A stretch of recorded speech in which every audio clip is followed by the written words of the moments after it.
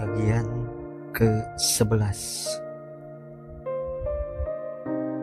Selepas ia mengantarkan potongan-potongan kayu bakar dari pohon ketapang ke rumah Alamanda, Kamrad Kliwon kembali bergabung dengan teman-temannya di pantai.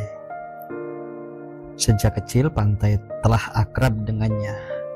Ia anak nelayan, meskipun ayahnya mati tidak sebagai nelayan, dan ia hidup bersama nelayan. Pergi ke laut sama sering dengan anak-anak nelayan lainnya. Nyaris mati tenggelam sama seringnya dengan petani tertebas golok. Ia tak ingin kembali ke kandang jamur, tempatnya terakhir kali bekerja, sebab tempat itu terlalu banyak mengingatkannya pada Alamanda, dan ia tak mau mengenang hal-hal yang pahit.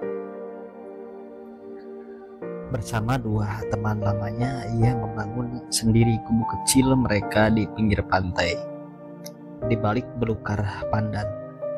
Bersama Karmin dan Samiran, mereka pergi melaut di malam hari dan hasilnya dibagi dua dengan pemilik perahu. Di siang hari setelah tidur pendek, ia mempelajari buku-buku Marxis dan mengajarkan apa yang diketahuinya pada kedua sahabatnya itu. Ia masih pergi ke markas partai di Jalan Belanda, dan kini ia bahkan melakukan korespondensi dengan banyak orang komunis, terutama di ibu kota. Selama masa-masa singkatnya di Jakarta, ia sempat mengikuti sekolah partai dan memperoleh banyak kenalan dari sana. Teman-teman korespondensinya mengirimi banyak terbitan berkala, majalah, dan partai kemudian mengirimkan koran pula secara teratur ke gubuk tersebut. Buku-buku mulai menumpuk di salah satu sudut gubuk mereka, membuatnya bisa mempelajari langsung apa yang dikatakan Marx dan Engels dan Lenin dan Trotsky dan Ketua Mao, serta pamflet-pamflet yang ditulis oleh lokal semacam Semaun dan Tan Malaka. Beberapa dari penulis-penulis itu seperti Trotsky dan Tan Malaka sesungguhnya agak sedikit terlarang, namun seseorang di partai mengusahakan buku-buku mereka khusus untuknya. Waktu itu ia belum sungguh-sungguh anggota partai, sekadar calon anggota. Ia mempelajari semua yang diperlukan seorang diri melalui buku-buku dan terbitan-terbitan berkala tersebut. Ia juga mengikuti kursus-kursus politik yang diadakan partai dengan rajin, tampil di podium jika diberi kesempatan. Ia mengorganisir para nelayan dan buruh perkebunan. 6 bulan setelah perkawinan Alamanda, ia telah diterima sebagai anggota penuh Partai Komunis. Setelah para ketua di markas partai menyimpulkan bahwa ia kader terbaik di wilayah tersebut, ia memperoleh tugas pertamanya untuk mengumpulkan prajurit-prajurit sisa gerilyawan tentara revolusioner. Sebagian besar merupakan orang-orang komunis. Mereka pernah bertempur di masa perang bersama dengan prajurit-prajurit Sang Shodancho. Tercerai-berai setelah pemberontakan yang gagal bertahun-tahun lalu, dan kini bergabung kembali dengan partai dalam satu romantisme dan nostalgia terhadap revolusi. Serikat Nelayan berdiri di sekitar waktu itu dengan Samiran serta Karmin sebagai anggota pertama dan Kamrad Kliwon sebagai ketua. Dalam waktu 2 minggu jumlah anggotanya mencapai 53 orang, dan dengan cepat hampir seluruh nelayan telah bergabung dalam Serikat Nelayan. Setiap hari Minggu, di saat semua nelayan tak melakukan aktivitas yang berarti, mereka berkumpul di pelataran pelelangan, persis di samping pelabuhan. Pada saat seperti itu, Kamrad Kliwon akan memberikan propaganda partai dan terutama menjelaskan apa ancaman yang datang dari kapal-kapal penangkap ikan besar bagi kehidupan mereka. Propaganda partai tak hanya diberikan Kamarade Kliwon pada kesempatan seperti itu saja, sebab kini semua upacara nelayan diurus oleh serikat. Kamarade Kliwon akan berpidato sejenak dengan mengutip beberapa kalimat dari manifesto sebelum kepala sapi dilemparkan ke tengah laut untuk persembahan kepada Ratu Laut Kidul. Ia melakukannya juga pada upacara pemakaman seorang nelayan yang mati dihantam ombak. Melakukannya juga ketika para nelayan mengadakan syukuran atas cuaca yang baik dengan menangkap pertunjukan sintren. Semua tembang diganti belaka dengan lagu internasionale, dan semua doa penutup diganti dengan kaum buruh sedunia bersatulah. Aku seperti seorang misionaris yang tengah menyebarkan agama baru, kata Kamarade Kliwon tertawa kecil kepada teman-temannya di markas partai. Dengan manifesto sebagai kitab sucinya. Itulah pokok soal pertentangan komunis dan semua agama di dunia berebut umat. Itu waktu-waktu yang sangat sibuk untuk Kamarade Kliwon. Selain pengorganisasian dan propaganda, ia juga mulai mengajar di sekolah partai, memberi kursus-kursus politik untuk kader-kader baru. Sementara ia juga masih pergi ke laut dan mengurusi serikat nelayan. Tapi tampaknya ia begitu menikmati semua aktivitasnya, hingga ketika partai kembali menawarinya sekolah, kali ini ke Moskow, ia menolaknya dan memilih untuk tetap berada di Halimunda. Satu-satunya saat ia bersantai adalah pagi hari selepas pulang dari laut. Ia akan duduk di depan gubuk mereka membaca 3 buah koran. Ketiga-tiganya telah membanggakan diri bisa datang ke Halimunda sepagi sebelum sarapan. Ia membaca Harian Rakyat, koran milik Partai Komunis, Bintang Timur, koran milik partai lain yang mereka sebut-sebut sebagai kawan, dan satu koran lokal Partai Komunis yang terbit di Bandung. Ia membaca koran-koran tersebut sambil minum kopi, sebelum pergi mandi di sumur belakang gubuk yang hanya berdinding belukar pandan, sarapan pagi dan kemudian tidur sampai siang hari. Ia sedang melakukan rutinitas paginya ketika suatu hari melihat serombongan anak-anak sekolah, semuanya anak-anak gadis berjumlah 7 orang, berjalan di atas pasir ke arah timur. Kamarade Kliwon hanya menoleh sekilas ke arah mereka sambil menyebut gadis-gadis itu sebagai anak-anak nakal yang berkeliaran di jam sekolah. Adalah hal biasa melihat banyak anak sekolah yang bosan pada guru atau pelajaran sekolah melarikan diri ke pantai. Maka Kamarade Kliwon tak ambil peduli dengan gadis-gadis itu dan kembali pada kopi serta koran-korannya. Tapi belum juga ia menyelesaikan satu berita di halaman 1 yang bersambung ke halaman 8, ia mendengar keributan yang berasal dari arah anak-anak gadis itu. Tak mungkin dari tempat lain karena pada pukul 9 pagi pantai biasanya sepi.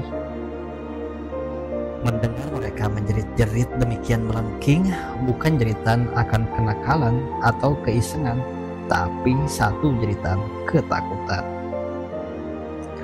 Kamarade Kliwon meletakkan koran yang sedang dibacanya di atas meja tempat kopinya berada bersama 2 koran lainnya. Ia berdiri berjalan 1 langkah ke depan, memandang ke arah gadis-gadis itu di kejauhan.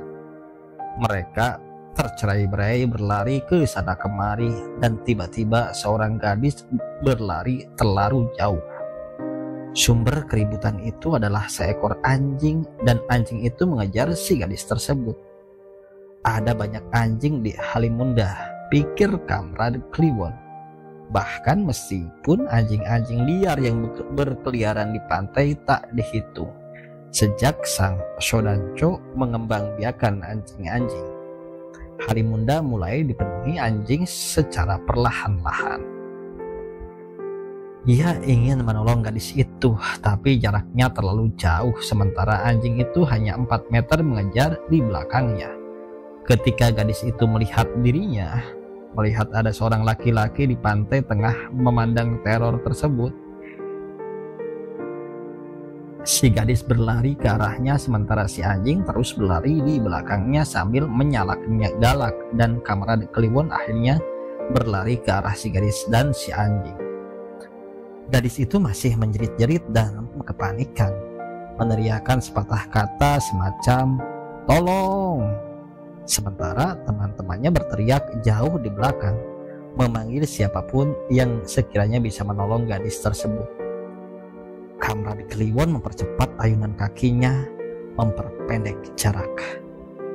Tapi yang luar biasa dan baru belakangan dia sadari adalah betapa cepatnya gadis itu berlari. Ia tak tahu apakah gadis tersebut sungguh-sungguh memiliki darah seorang pelari hebat atau sekadar kencang karena dorongan rasa takut. Karena bahkan ia bisa mempertahankan jarak 4 meter dari moncong ganas si anjing dalam harmoni jeritan dan gonggongan. Dan ketika jarak antara dirinya dan gadis itu telah lenyap, Kamarade Kliwon bisa membuktikan bahwa jarak yang ditempuh gadis itu 2 kali lebih jauh dari jarak yang ditempuhnya sendiri. Padahal ia sudah berlari begitu kencang menyongsongnya. Ketika jarak semakin mendekat, ia bisa melihat teror tergambar jelas di wajah gadis tersebut. Dan dari jarak 2 meter, gadis itu langsung melompat ke arahnya, mendekap Kamarade Kliwon begitu erat, sementara si anjing akhirnya ikut juga melompat sambil berpikir bahwa inilah saat yang tepat untuk menggigitnya. Tapi kaki Kliwon bergerak lebih cepat dan tepat serta juga keras terayun menendang menghantam rahang si anjing, membuatnya terpelanting jauh 1,5 meter. Kemudian ia meronta sejenak sebelum tergeletak tak bergerak dengan buih di mulutnya. Tampaknya mati dan rabies. Kini ia harus menghadapi gadis anak sekolah itu yang masih mendekapnya demikian erat. Sejak ia berpelukan dengan mesra dan bahkan berciuman begitu liar di depan stasiun kereta api bersama Alamanda di bawah pohon ketapang, ia belum pernah memeluk gadis manapun lagi. Saat itu ia memang telah menanggalkan segala reputasinya sebagai seorang penakluk perempuan, meskipun beberapa gadis dan ibu-ibu muda masih menggerlingkan matanya menanti rayuan dan godaannya. Ia tak mencurahkan banyak waktunya untuk partai dan bekerja, dan ia tak lagi punya waktu untuk gadis-gadis cantik tersebut. Tapi kini gadis itu memeluk erat dirinya, dan tanpa sadar entah sejak kapan ia pun melingkarkan tangannya balas memeluk. Meskipun ia berani bersumpah itu ia lakukan sebagai usaha tanpa sadar melindungi dirinya dari serangan anjing rabies itu. Betapa dekat dan rapatnya mereka sehingga Kamarade Kliwon bisa merasakan dada gadis itu tertekan kuat di dadanya, begitu lembut dan hangat, dan ujung-ujung rambutnya terayun-ayun dipermainkan angin menampar wajahnya, dan ia bisa memandang dahi gadis yang membenamkan mukanya di bahu laki-laki itu. Ketika teman-teman si gadis berdatangan dengan penuh kelegaan, secara hati-hati Kamarade Kliwon mendorong gadis itu menjauhkannya dari dirinya, dan pada saat itulah ia bisa melihat satu kecantikan yang unik, satu kecantikan para putri dan bidadari yang lembut dan mistis, tradisional, kuno, alami, dengan rambut yang dikepang dua, dengan mata yang terpejam itu dihiasi bulu mata lentik, dengan hidung mencuat ramping berhiaskan 2 cuping bagai dipahat sedemikian halus, dengan bibir yang merengut kecil dengan pipi berisi, dan pada saat itulah ia segera menyadari gadis tersebut telah tak sadarkan diri. Mungkin sejak pertama ia mendekap erat dirinya. Bersama teman-teman si gadis, ia mendudukkan gadis semaput itu di kursi dan mencoba membuatnya tersadar. Tapi usaha mereka tampaknya bukan usaha yang mudah. Kamerad Kliwon menghentikan sebuah dokar yang melintas di jalan yang tak jauh di belakang gubuk itu, terhalang oleh tanah kosong penuh ilalang dan sumur tempat mandi. Gadis-gadis itu kemudian berdesakan di atas dokar membawa gadis yang tak sadarkan diri untuk membawanya pulang sebagaimana disuruh Kamerad Kliwon, karena bagaimanapun istirahat adalah satu-satunya cara terbaik untuk mengembalikan kesadaran orang yang semaput disebabkan ketakutan. Bahkan meskipun gadis-gadis itu telah menghilang di tikungan jalan bersama berlalunya suara langkah kaki kuda penarik, Kamerad Kliwon masih merasakan kehangatan tubuh gadis itu mendekap dirinya. Ia masih merasakan sentuhan buah dada yang lembut itu, dengan harum rambutnya, dengan kecantikannya yang mistis. Dan meskipun ia berkali-kali mengusir perasaan tersebut dengan mengatakan bahwa ia harus bekerja keras demi hari esok dan bekerja keras untuk partai, kehangatan tubuh si gadis tak juga bisa hilang, termasuk ketika ia mencoba mengabaikannya dengan cara mencari kesibukan menguburkan si anjing rabies yang mati di belukar dan setelah itu ia membangunkan teman-temannya karena nasi sudah matang dan mereka makan pagi sebelum melanjutkan kembali tidur siang mereka.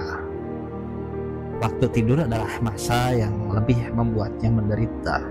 Peristiwa pagi itu telah menghantuinya. Tiba-tiba ia menyadari bahwa semua itu karena ia mengenal gadis anak sekolah itu secara samar-samar. Ia pernah melihat wajah itu, mungkin telah mengenal namanya pula. Ia masih merasakan kehangatan tubuhnya sambil berpikir di mana sekiranya ia mengenalnya. Gadis itu kurang lebih berumur 15 tahun.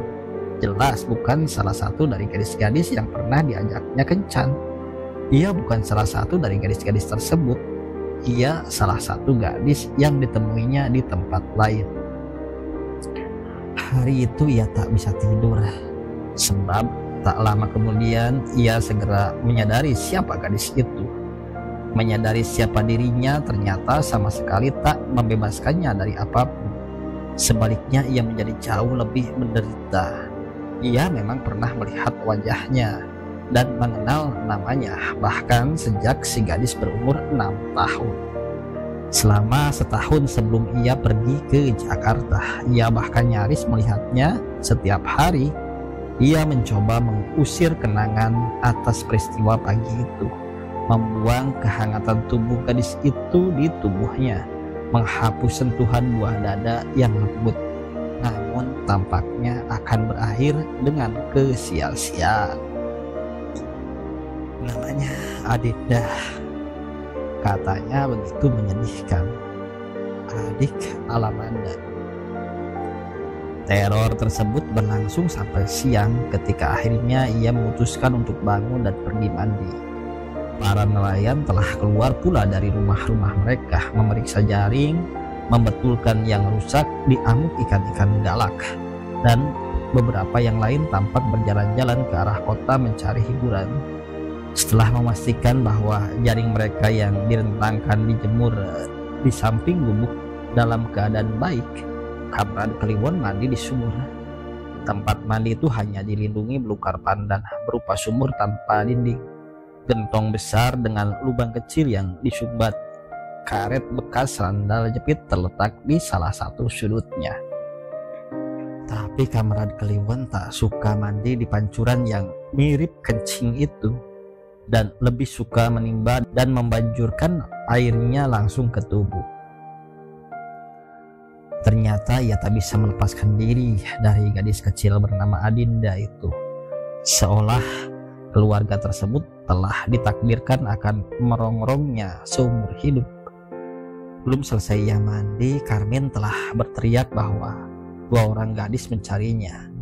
Ketika ia telah selesai mandi dan berpakaian dengan rambut basah, ia menemui kedua gadis tersebut di ruang tamu mereka, dan tengah memandangi potret Marx dan Lenin dan gambar palu arit di dinding. Gadis itu Adinda bersama salah satu teman gadisnya yang tadi pagi.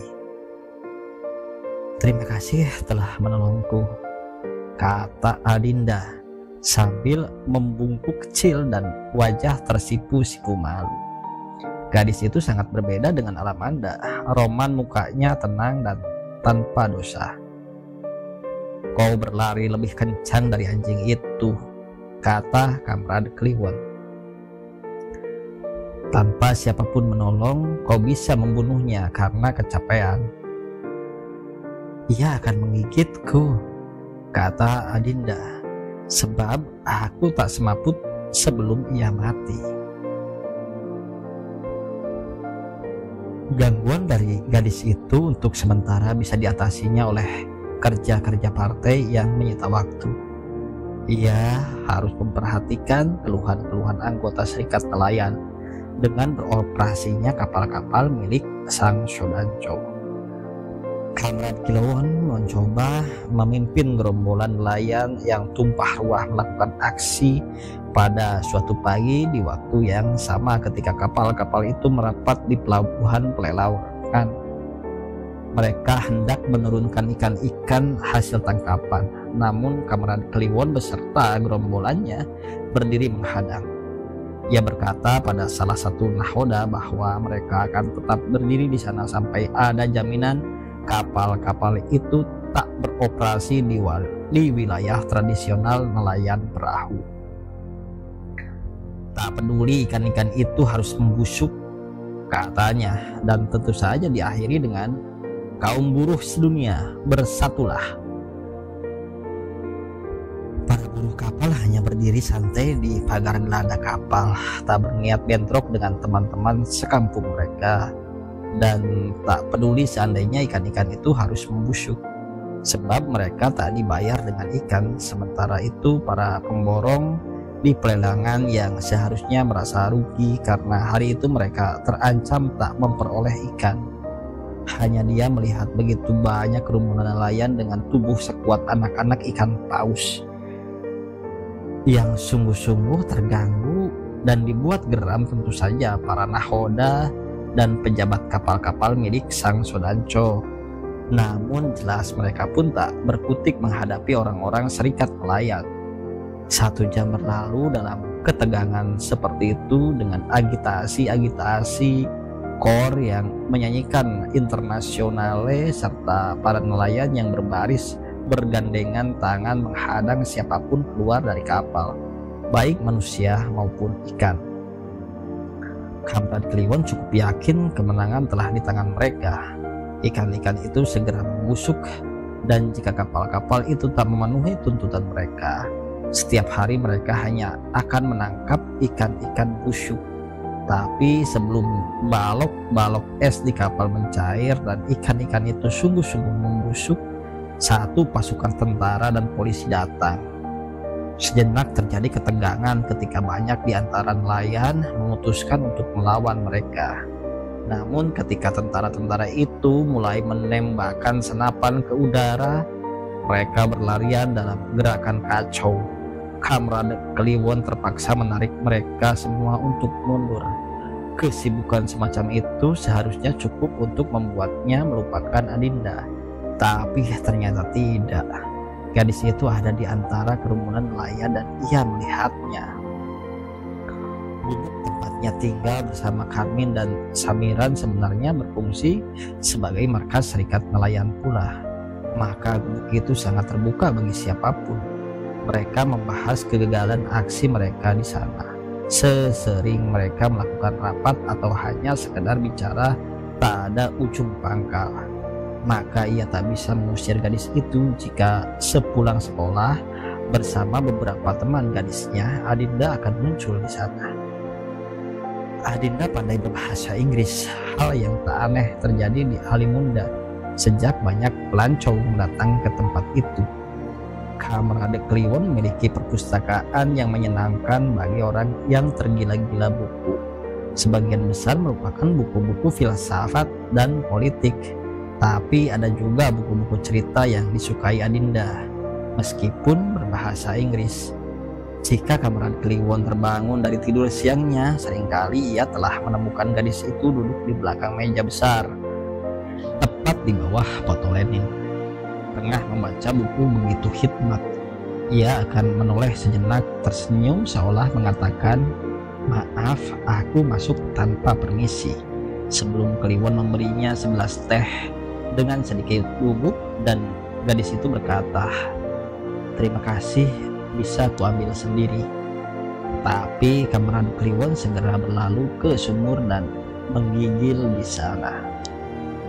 Adinda telah membaca begitu banyak buku di sana, seluruh novel Gorky, Dostoyevsky, dan Tolstoy yang tersedia rasanya telah ia baca semua. Diterbitkan dan dikirimkan oleh Foreign Language Publishing House, Moskow, melalui partai. Selebihnya ia membaca pula novel-novel lokal atau terjemahan yang diterbitkan Yayasan Pembaharuan, penerbit milik Partai Komunis, atau buku-buku balai pustaka milik pemerintah. Sekali lagi Kamerad Kliwon tak mengusirnya, namun sebisa mungkin ia menghindarinya. Dua hal jelas membuatnya menderita di samping gadis itu. Yang pertama, Adinda membuatnya terkenang pada nostalgia menyakitkan dengan Alamanda. Yang kedua, Adinda membawanya pada kenangan pertemuan mereka yang hangat dan membuatnya mabuk. Ia menyibukkan dirinya semakin dalam pada urusan Serikat Nelayan, membahas kegagalan aksi pertama mereka menghadapi kapal-kapal Sang Sudaco. Ia mengorganisir langsung beberapa kader serikat untuk diselundupkan masuk ke dalam kapal, bekerja di sana untuk kemudian mengorganisir buruh-buruhnya. Itu membutuhkan waktu, tapi ia percaya orang-orang komunis adalah makhluk-makhluk paling sabar di dunia. Tak mudah memasukkan orang ke dalam kapal, meskipun akhirnya berhasil memasukkan 2 orang di masing-masing kapal. Itu sangat tidak memadai, tapi cukup daripada tidak sama sekali. Sementara menunggu mereka berhasil memprovokasi buruh-buruh kapal, kebanyakan nelayan dibuat tak sabar dan mendesak Kamerad Kliwon untuk membakar kapal-kapal itu. Kamerad Kliwon mencoba menenangkan mereka. "Beri aku waktu bicara dengan Sang Sudaco," katanya. Itu adalah negosiasi pertama Kamerad Kliwon dengan Sang Sudaco yang gagal menghasilkan apapun. Lebih dari itu, Sang Sudaco bahkan menambah kapal penangkap ikannya. Para nelayan mendesaknya kembali untuk mengambil jalan pintas membakar kapal. Untuk kedua kali, Kliwon meminta izin untuk bicara kembali dengan Sang Sudaco. Itu waktu ia datang ke rumahnya dan melihat perut Alamanda kosong tanpa isi. Bukan hanya Sang Sudaco yang menganggapnya sebagai kutukan seorang lelaki pecemburu, tapi bahkan Adinda berpikir demikian pula. Ia datang di suatu sore memohon dengan sangat kepadanya. "Jangan kau sakiti kakakku," katanya nyaris menangis. Ia telah cukup menderita kawin dengan Sudaco itu. "Aku tak melakukan apa-apa. Kau mengutuknya agar kehilangan anak. Itu tidak benar," kata Kamerad Kliwon membela diri. "Aku hanya melihat perut kakakmu dan aku mengatakan apa yang aku lihat." Gadis itu sama sekali tak percaya. Ia duduk di tempat biasanya. Ia membaca buku, campur aduk antara marah dan kebingungan. Biasanya Kamerad Kliwon akan pergi meninggalkannya, namun kali ini ia dengan tak berdaya menarik kursi dan duduk di depannya. Tak ada siapapun sore itu kecuali mereka berdua, bersama cicak di dinding dan laba-laba yang bergelantungan membangun jerat. "Kumohon Kamerad, lupakanlah Alamanda. Aku bahkan telah lupa itulah namanya." Adinda mengabaikan humor yang tak lucu tersebut. "Jika kau marah padanya," ia berkata, lampiaskan dendammu padaku. Baiklah, kau akan kuiris-iris seperti tomat, kata Kamerad Kliwon dalam usaha sia-sia menenangkan gadis itu. Kau boleh membunuhku jika mau, sebagaimana kau boleh memperkosaku kapanpun dan aku tak akan memberikan perlawanan sedikit pun, kata Adinda tak tergoda oleh gurauannya. Kau boleh jadikan aku budak atau apapun. Dia mengambil sapu tangan dari saku roknya dan menghapus banjir air mata di pipinya. Bahkan kau boleh mengawiniku. Seekor toke berbunyi 7 kali di kejauhan pertanda ia mencari teman birahi. Jika bayi itu sungguh-sungguh hilang dari perut istrinya, Sang Sodanco yakin itu pasti karena kutukan Kamerad Kliwon, kutukan dari seorang kekasih yang cemburu. Hal-hal seperti ini tak bisa dihadapi dengan senjata dan bahkan tidak juga dengan perang 7 turunan. Ia harus mencari penyelesaian damai dengan laki-laki itu demi menyelamatkan anak pertamanya. Ia akhirnya berkata pada Kamerad Kliwon bahwa ia akan memerintahkan nahoda-nahoda kapal ikannya untuk beroperasi jauh di lepas pantai dan tidak di daerah tradisional milik nelayan berperahu. Tapi tolong, katanya, jauhkan kutukan itu dari perut istrinya. Ia sangat menginginkan anak untuk membuktikan kepada dunia bahwa ia dan istrinya saling mencintai satu sama lain, bahwa perkawinan mereka adalah perkawinan yang membahagiakan. Kamerad Kliwon tersenyum mendengar itu, bukan karena tahu bahwa apa yang dikatakannya bohong belaka, karena ia tahu bahwa Alamanda hanya mencintai dirinya dan sama sekali tak mencintai Sodanco itu, tapi karena tak ada hubungannya antara panci kosong dan kapal-kapal itu Sodanco. Seolah tak mempedulikan apa yang dikatakan Kamerad Kliwon, Sang Sodanco tetap menyingkirkan kapal-kapal penangkap ikannya jauh ke tengah laut. Para nelayan mulai bersukaria menganggap itu sebagai kemenangan mereka, karena kapal-kapal itu tak hanya tidak menangkap ikan di daerah jelajah mereka, namun kapal-kapal itu juga tak menjual ikan-ikannya di pelelangan mereka. Kapal Sang Sodanco berlabuh di pelelangan-pelelangan kota lain yang lebih besar dan membutuhkan lebih banyak ikan. Kamerad Kliwon mencoba memberitahu apa yang terjadi dengan menghilangnya ikan, dan dengan usahanya kini kapal-kapal itu telah dibuat menjauh dan ikan-ikan datang kembali. Menerangkannya sematerial mungkin sebagaimana diajarkan para guru Marxisnya. Tapi pada kenyataannya, ketika para nelayan mempunyai banyak uang, orang-orang itu membeli seekor sapi dan melakukan pesta di pesisir ditemani berbotol-botol tuak, dan kepala sapinya mereka lemparkan ke laut untuk persembahan kepada Ratu Laut Kidul, tetap dengan tahayul mereka sendiri. Kamerad Kliwon sama sekali tak bisa berbuat banyak untuk hal itu.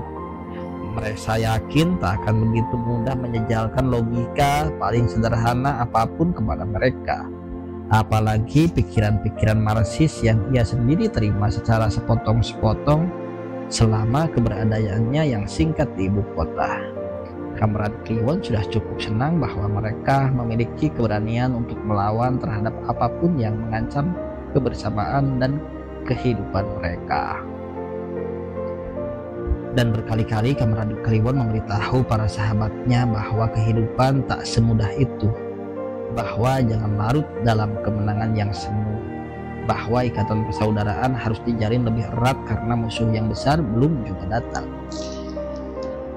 Pesta syukuran yang meriah tidak hanya dilakukan oleh para nelayan itu, tapi juga oleh Sang Sodanco yang kini begitu senang bisa selalu melakukan pesta syukuran, terutama karena didorong ketakutan terbuktinya kutukan yang ia khawatirkan datang dari Kamerad Kliwon. Ia meminta satu upacara tradisional dilaksanakan untuk istrinya demi keselamatan Alamanda dan jabang bayi di dalam perutnya. Upacara itu berupa mandi tengah malam dengan air beraneka jenis bunga dengan mantra-mantra yang dibacakan seorang dukun bayi. Si dukun memastikan sang Sodanco bahwa perut istrinya bunting dengan demikian indah, dan karena itu ia yakin bahwa anaknya baik-baik saja di dalam sana. Seorang gadis kecil yang sangat cantik sebagaimana ibunya. Sang Sodanco tak pernah memedulikan apakah anaknya akan laki-laki atau perempuan. Memikirkan bahwa ia akan punya anak saja sudah sangat cukup baginya. Ketika ia mendengar ramalan si dukun bayi bahwa anaknya perempuan, ia terlonjak gembira dan merasa yakin kutukan itu hanyalah omong kosong. Tak lebih dari sekadar kata-kata yang keluar dari mulut seorang laki-laki yang dibakar api cemburu. Ia langsung memikirkan nama anaknya dan memutuskan untuk memberinya nama Nurul Aini, tanpa tahu apa artinya, hanya karena nama itu tiba-tiba muncul di kepalanya. Namun dengan begitu ia merasa yakin nama itu diturunkan Tuhan begitu saja agar ia memberi nama anaknya seperti itu, semacam wahyu yang harus ia turuti. Sementara itu istrinya dibanjur air bunga gayung demi gayung di tengah malam dingin ditemani sang dukun, membuatnya menggigil kedinginan dan berpikir bahwa besok hari ia akan masuk angin. Di tempat lain di tengah laut, Kamerade Kliwon berharap bahwa apa yang ia lihat salah sama sekali dan mengharapkan mereka punya anak sesungguh-sungguhnya, bukan sekadar panci kosong. Nurul Aini yang itu tak pernah lahir sebagaimana harapan orang-orang itu tak pernah dikabulkan. Alamanda tak pernah melahirkan anaknya yang seharusnya muncul pada tahun kedua kedatangan sang Sodanco kembali ke kota dari hutan Wirigianya. Bukan karena sang Sodanco melanggar janji sendiri dan Alamanda menggugurkannya, namun bayi itu lenyap begitu saja dari dalam perut Alamanda. Hal itu terjadi beberapa hari menjelang hari yang diramalkan baik oleh dokter maupun dukun bayi sebagai hari kelahiran anaknya. Alamanda sendiri tak tahu apa yang terjadi karena ketika bangun tidur tiba-tiba ia bersendawa begitu keras seolah mengeluarkan begitu banyak angin, dan tiba-tiba ia menemukan dirinya sebagai seorang perawan bertubuh langsing tanpa bobot di dalam rahimnya. Kenyataannya ia begitu terkejut melihat itu semua, meskipun 2 bulan sebelum itu Kamerade Kliwon sudah mengatakan kepadanya bahwa perutnya bagai panci kosong, hanya angin dan angin. Meskipun ia bisa mengingat dengan jelas bagaimana Kamerade Kliwon mengatakannya, ia tetap terkejut dan menjerit di pagi yang tenang dan segar itu. Sang Sodanco yang tidur di kamar lain datang tergopoh-gopoh, hanya mengenakan celana kolor dan kaus dalam dengan wajah banyak dihiasi jiplakan lipatan bantal dan tangan bekas gigitan nyamuk. Ia menghambur ke kamar istrinya dan ikut terpana melihat perut istrinya telah langsing kembali. Semula ia menganggap bahwa istrinya telah melahirkan dan ia mencoba mencari anak kecil itu serta genangan darah yang mungkin ada di atas tempat tidur dan bahkan di kolongnya. Ia tak menemukan seorang bayi kecil, tidak pula tangisannya.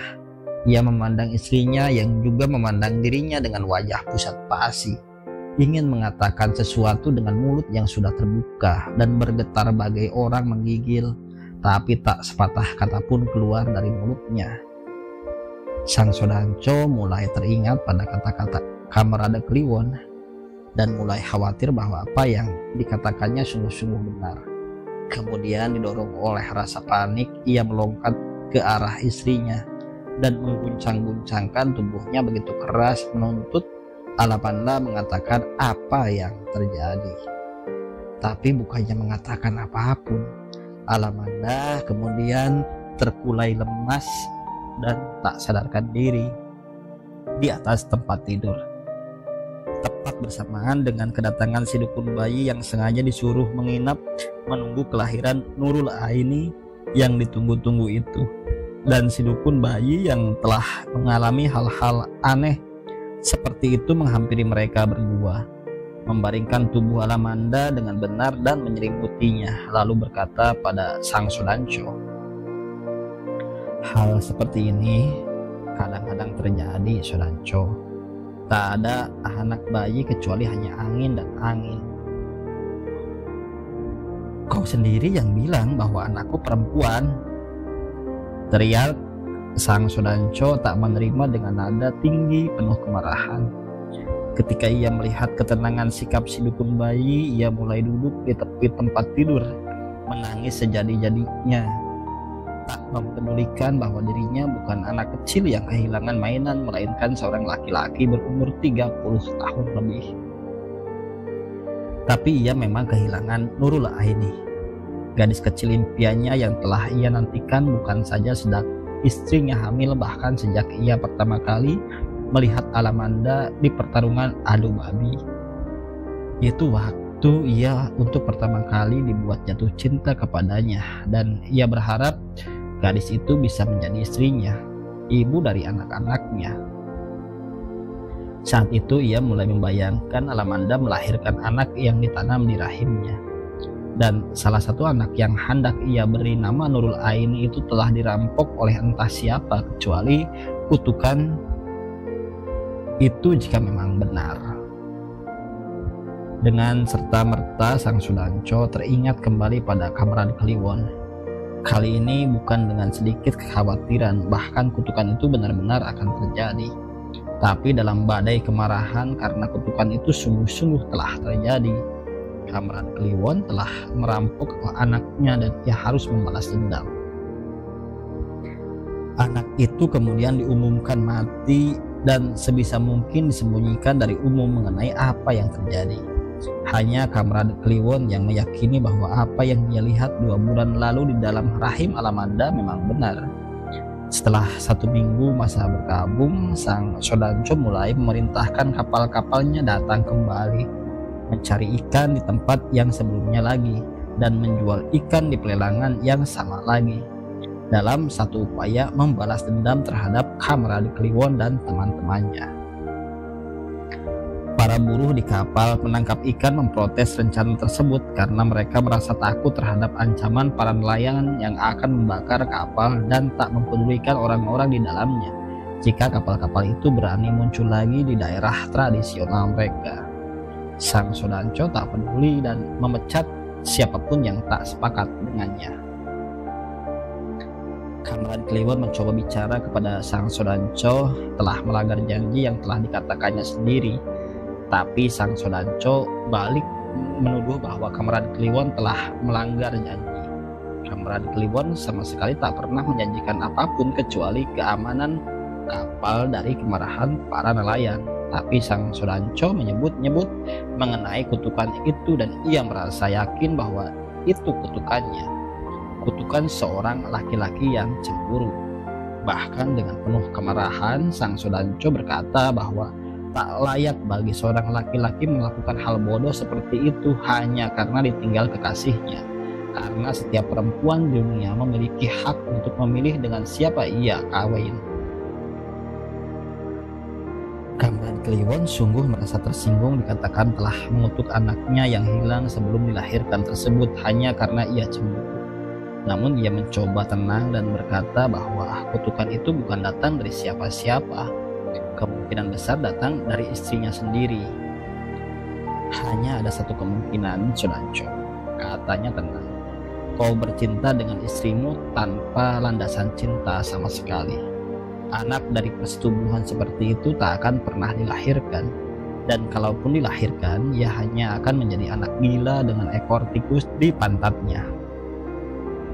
Sang Sudancho nyaris saja hendak menonjoknya mendengar kata-kata yang memang ada benarnya itu, seolah-olah rahasianya dibuka demikian lebar. Kamran Kliwon menghindar dengan cepat dan berkata lagi kepadanya, "Bawa pergi kapal-kapal itu segera, Sudancho, sebelum kami kehilangan kesabaran." Sang Sudancho mengacuhkan tuntutannya dan tetap memerintahkan kapal-kapal itu tetap beroperasi sebagaimana biasa, kecuali kali ini dikawal para prajurit dari rayon militer dengan senjata lengkap. Prajurit-prajurit itu berdiri di pagar-pagar pembatas geladak mengawasi para nelayan yang memandang marah kepada mereka. Sang Sodanco tersenyum penuh kelicikan memandang orang-orang itu, sementara senja mulai turun dan Kliwon naik ke arah perahu dengan mesin tempel bersama 3 orang lain diikuti perahu-perahu lain. Mereka mencoba mencari kemungkinan memperoleh tempat di laut luas di mana ikan masih berkeliaran, paling tidak untuk mengisi dapur mereka sendiri. Tak berbeda dari Sang Sodanco, Alamanda sangat terguncang oleh kehilangan anak yang seharusnya kini sudah lahir itu. Karena bagaimanapun itu anaknya, tak peduli dengan siapa dan bagaimana ia bercinta. Ketika 1 minggu masa berkabung habis dan Sang Sodanco telah kembali mengerjakan tugas-tugasnya dan menyelesaikan urusan dengan kapal-kapalnya, Alamanda masih mengurung diri di dalam kamar dalam kesedihan yang hikmat. Kadang-kadang ia bergumam membuat Sang Sodanco khawatir bahwa istrinya telah menjadi gila, karena gumamannya selalu saja menyebut dan memanggil nama Nurul Aini, anak mereka yang tak pernah dilahirkan itu. Tapi ketika Sang Sodanco mencoba membujuknya untuk tenang dan berkata bahwa semua itu takdir Tuhan dan bahwa mereka masih memiliki kesempatan kedua dan ketiga dan keempat dan kesempatan yang mungkin tanpa batas untuk memiliki anak, Alamanda dengan serta-merta menggeleng. "Ayolah sayang," kata Sang Sodanco, "kita bisa bercinta dengan baik-baik dan kita memiliki anak-anak sebanyak yang kita inginkan." Dengan tegas Alamanda menggeleng dan berkata bahwa tak pernah terpikir olehnya menyerahkan diri begitu saja kepada Sang Sodanco. Ia mengingatkan perjanjian itu saat mereka memutuskan untuk saling mengawini, bahwa ia hanya akan kawin tanpa memberi cinta. Sang Sodanco mencoba membujuknya lagi, berkata tentang kemungkinan memiliki Nurul Aini yang lain, seorang gadis kecil yang sungguh-sungguh nyata dan dilahirkan. Namun Alamanda kembali memperoleh kekeras-kepalaannya, tak peduli pada kondisi kesedihannya sendiri.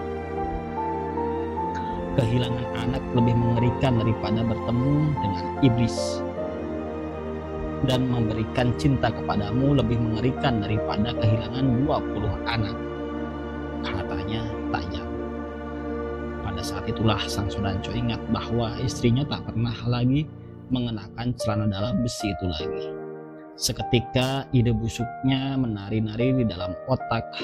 Lalu sebelum Alamanda menyadari apa yang dipikirkannya, Sang Sodanco berbalik dan menutup pintu, menguncinya. Ketika Sang Sodanco berbalik menghadap dirinya yang masih berbaring di tempat tidur sejak ia kehilangan Nurul Aini, Alamanda seketika tahu apa yang akan dilakukan lelaki itu. Dengan serta-merta ia bangun dan memandang Sang Sodanco dalam pandangan penuh kebencian, dan satu kuda-kuda seorang perempuan yang siap bertarung serta berkata pendek, "Apakah kau berahi, Sodanco?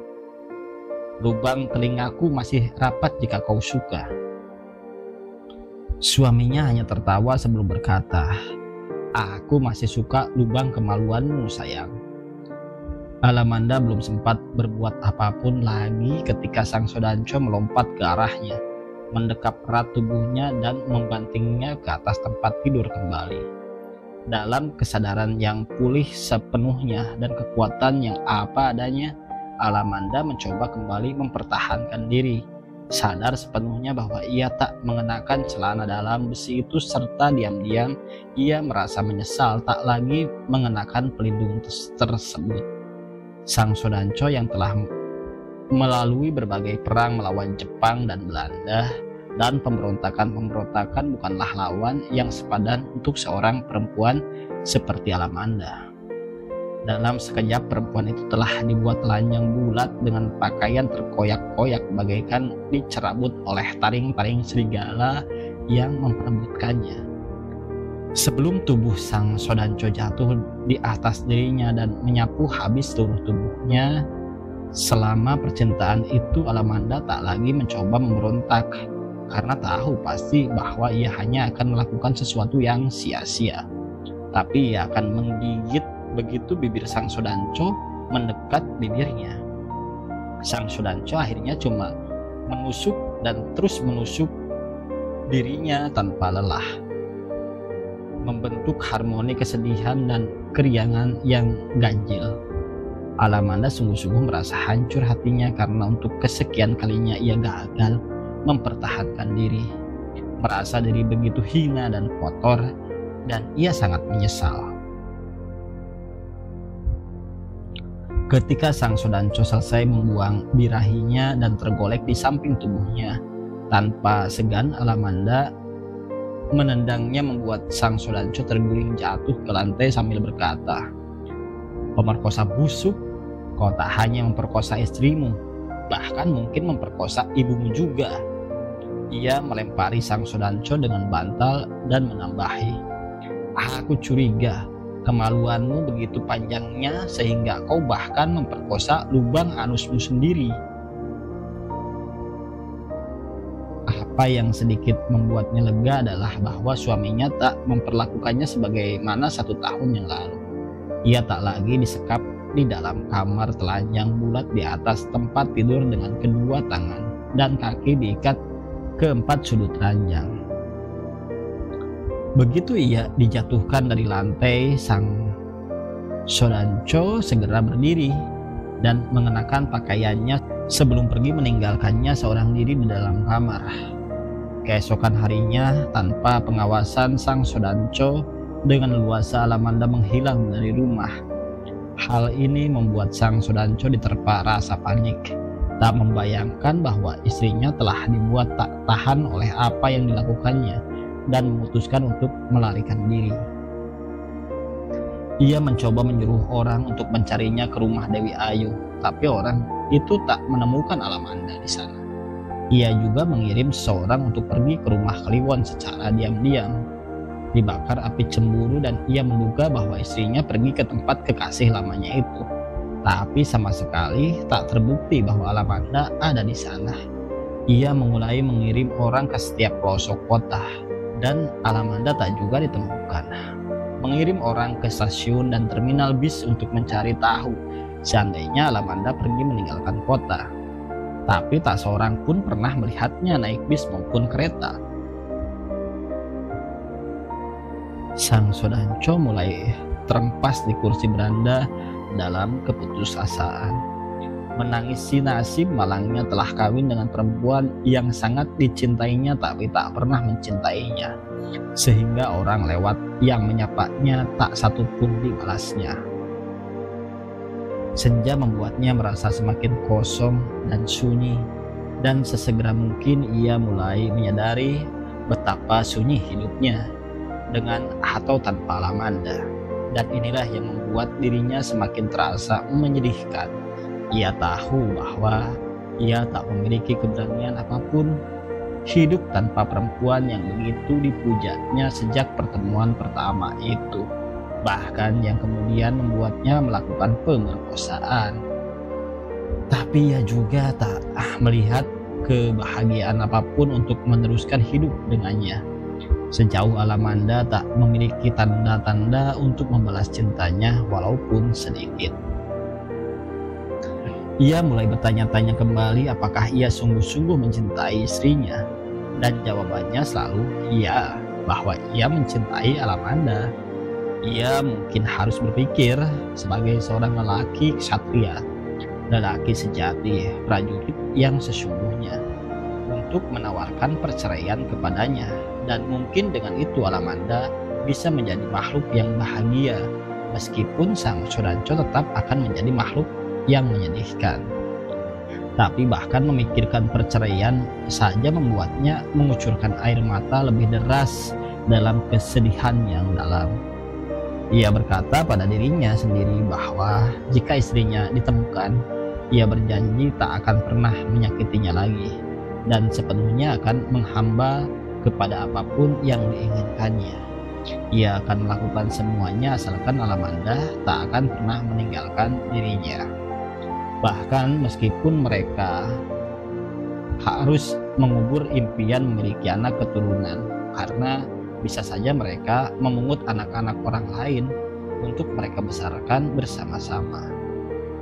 Saat itu senja sudah semakin jauh dan kegelapan malam mulai merayap menyentuh beranda rumahnya, sementara lampu belum juga dinyalakan. Alamanda belum juga pulang, membuat kesedihan sang Sodanco semakin mendalam. Karena itu ketika bayangan Alamanda tampak di gerbang pagar, ia segera bisa melihatnya. Pertama sedikit ragu, jangan-jangan itu hanya sekadar halusinasi. Tapi setelah bayangan itu semakin mendekat, ia semakin yakin bahwa yang berjalan ke arahnya adalah sosok istrinya. Sang Sodanco segera menjatuhkan diri dan berlutut di depan Alamanda yang mengeringitkan dahi melihat tingkahnya. Lalu sang Sodanco berkata bahwa ia sangat menyesal telah melanggar janjinya sendiri dan ia minta maaf untuk itu. Tak perlu minta maaf Sodanco, kata Alamanda, karena aku sudah mengenakan pelindung terbaru dengan mantra yang lebih sulit. Bukan terbuat dari besi, bahkan meskipun telanjang, kau tak akan bisa menembus kemaluanku. Sang Sodanco hanya memandang istrinya dengan ketakjuban yang tak dibuat-buat, terpukau oleh kenyataan bahwa istrinya tak memperlihatkan permusuhan sama sekali. Angin malam, Sodanco, mari masuk. Pemecatan kembali terjadi di kapal karena banyak buruh kapal yang mogok kerja. Bukan karena mereka anggota serikat nelayan, tapi karena mereka takut pada ancaman para nelayan yang berniat membakar kapal-kapal itu jika terbukti berani kembali. Kenyataannya kapal-kapal itu kembali lagi, mencari ikan lagi di perairan dangkal dan menjual ikan di pelelangan mereka. Tak tergoyahkan oleh ancaman semacam itu, seorang nelayan berkata pada Kamradi Kliwon, "Tak ada cara lain, Kamradi. Kita harus membakar kapal-kapal Sodanco." Itu adalah waktu-waktu yang paling membuat Kamradi Kliwon tertekan dan depresi sebelum akhirnya ia mengikuti juga apa yang diinginkan para nelayan. Kenyataannya butuh waktu berbulan-bulan sampai mereka memperoleh kesempatan membakar ketiga kapal sang Sodanco. Jauh sebelum hal itu terjadi, Kamradi Kliwon mencoba mencari jalan lain untuk menjauhkan kemungkinan pembakaran, sebab ia bukan seorang laki-laki galak yang bisa memutuskan membakar kapal tanpa perasaan bersalah. Sebaliknya ia bahkan cenderung cengeng.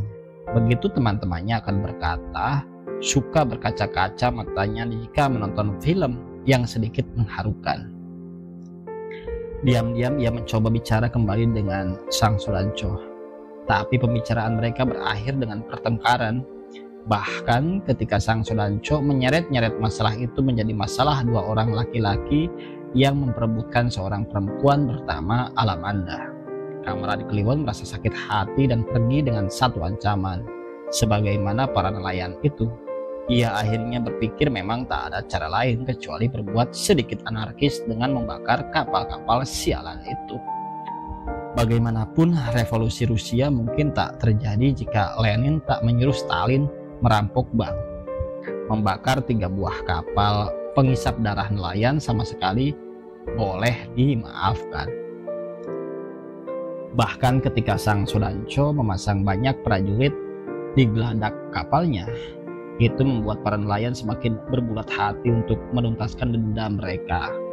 Tapi karena para prajurit yang kemudian membuat kapal penangkap ikan seolah itu adalah kapal tempur, tidaklah menjadi mudah bagi para nelayan melakukan niatnya.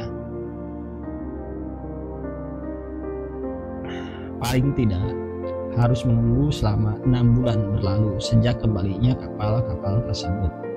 Itu adalah penantian yang melelahkan bagi serikat nelayan.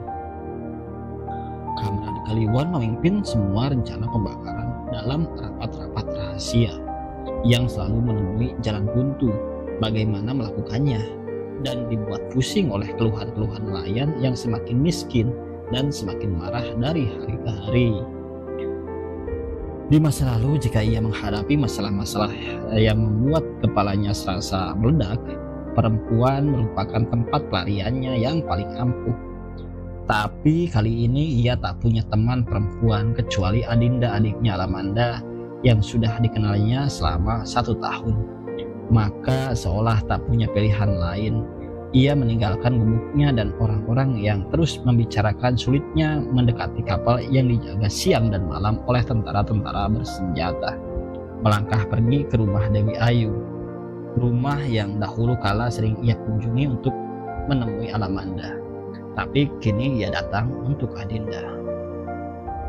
Adinda senang belaka dengan kunjungan itu, tapi Adinda bukanlah semacam gadis yang hanya didatangi jika seorang laki-laki dalam kesumpakan. Salah besar jika Kamran Kliwon menganggapnya begitu. Menganggapnya sebagaimana kebanyakan gadis yang ia kenal sebelum ini, yang dengan mudah ia bawa kencan setiap kali ia menginginkannya.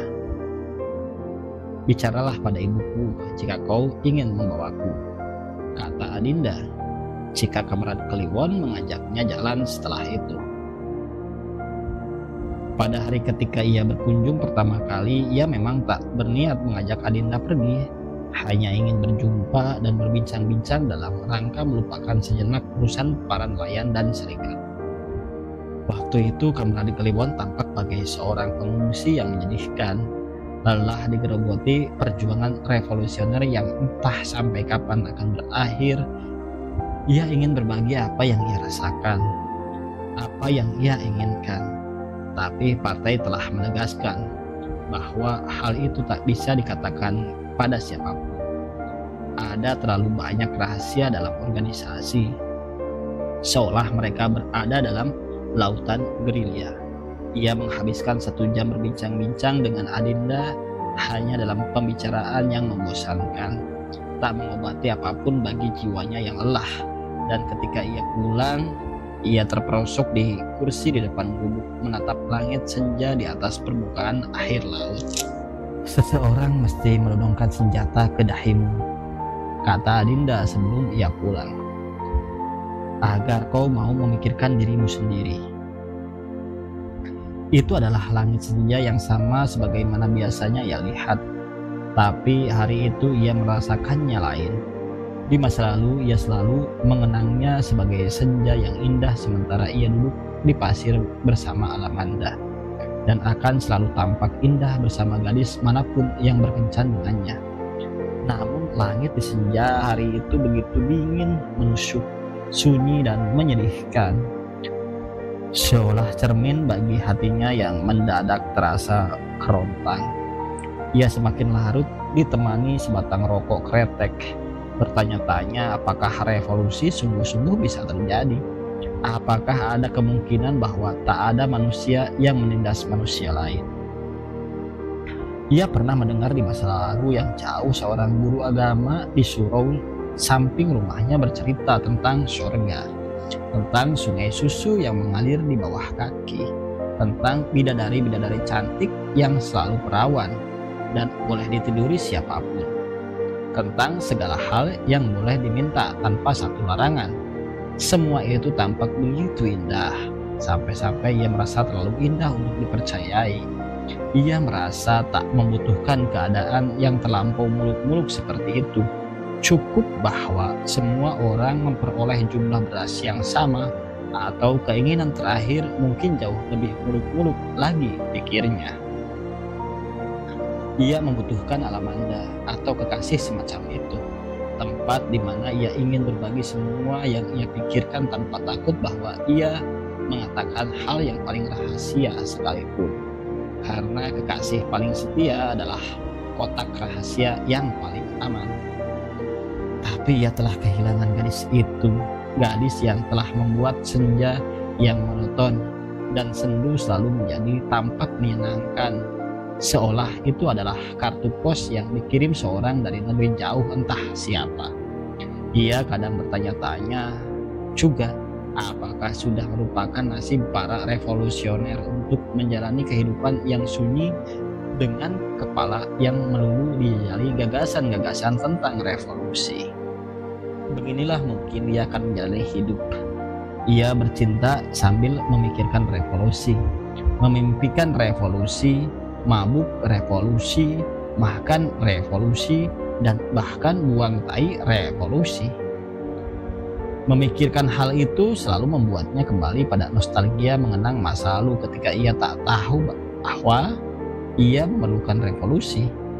Masa lalu yang sesungguhnya tak jauh berbeda karena dulu dan sekarang ia masih laki-laki yang miskin itu saja. Tapi dulu ia memiliki cara sederhana untuk menghadapi orang kaya. Cukup mencuri apapun di kebun mereka, rayu gadis-gadisnya dan biarkan mereka yang membayarinya makan di kedai dan nonton bioskop, atau terima undangan pesta-pesta mereka dan minum bir secara cuma-cuma. Semua itu tak memerlukan partai maupun propaganda maupun manifesto komunis. Tapi ia telah berkenalan dengan partai dan impian tentang revolusi, dan itu membuatnya tak lagi berpikir sesederhana itu, dan berpikir lebih rumit selalu membuatnya lelah. Ia bahkan telah memandang senja yang merah menyala itu karena pikirannya tak lagi mau beristirahat, membuatnya tanpa sadar terperosok semakin dalam dan tertidur di kursi. Begitulah ia selalu di masa-masa penantian pembakaran kapal selama 6 bulan. Suatu malam ia dibangunkan dalam keadaan tertidur seperti itu oleh beberapa nelayan. Telah 2 minggu prajurit-prajurit itu tak lagi menjaga kapal-kapal penangkap ikan. Mereka rupanya merasa lelah dan bosan juga, dan anggap nelayan-nelayan itu hanya omong kosong belaka dalam usaha mereka membakar kapal. Para nahoda kapal memutuskan untuk memulangkan mereka semua daripada harus selalu memberi makan, rokok, dan beberapa botol bir tanpa mengerjakan apapun. Mereka dengan sembrono telah menganggap bahwa nelayan-nelayan itu sudah menyerah untuk mengganggu mereka. Prajurit-prajurit itu mulai dikurangi sejak sebulan sebelumnya, dan ketika para nahoda kapal merasa yakin para nelayan tak lagi merasa peduli pada kapal-kapal tersebut, 2 minggu lalu mereka mulai melaut tanpa pengawalan dan hanya dijaga sedikit prajurit bersenjata ketika berlabuh dan menurunkan ikan. Serikat nelayan telah merencanakan menyerang kapal-kapal itu di tengah malam pada saat bulan mati. Itulah malam ketika Kamarad Kliwon dibangunkan setelah mereka bersepakat bahwa malam itu adalah malam ketika mereka akan menyelesaikan perhitungan yang tertunda selama 6 bulan. "Bangun, Kamarad," kata seorang temannya. "Revolusi tak terjadi di tempat tidur." Dengan dipimpin Kamarad Kliwon sendiri yang telah membuang semua rasa kantuknya dan dibuat keras hati oleh rencana itu, 30 perahu kecil bergerak di bawah langit cerah dan hanya berhiaskan bintang-bintang. Itu adalah malam titik balik bagi Kamarad Kliwon. Malam ketika ia mulai menganggap bahwa menjadi seorang revolusioner harus memiliki hati dingin tak tergoyahkan, campur aduk antara kekeras-kepalaan yang datang dari keyakinan dan keberanian yang datang dari kepercayaan bahwa ia melakukan hal yang benar. Kapal-kapal itu tampak di kejauhan di kegelapan laut karena mereka memedarkan cahaya yang samar-samar dari kabin-kabinnya. Sementara perahu-perahu itu tak dibekali cahaya apapun, bergerak berdasarkan naluri nelayan-nelayan yang mengemudikannya, yang telah mengenal laut sebagai kampung halaman mereka. "Anggap ini sebagai pembakaran penjara Bastille," kata sang pemimpin pada dirinya sendiri, menguatkan hatinya. Demi revolusi dan orang-orang malang terkutuk. Kapal-kapal itu beroperasi sedikit berjauhan, dan setiap kapal dituju oleh 10 perahu kecil dengan masing-masing 3-5 orang nelayan di atasnya. Mereka bergerak perlahan bagai 30 ekor ular sawah merangkak mengincar seekor tikus bebal yang tak menyadari datangnya bahaya.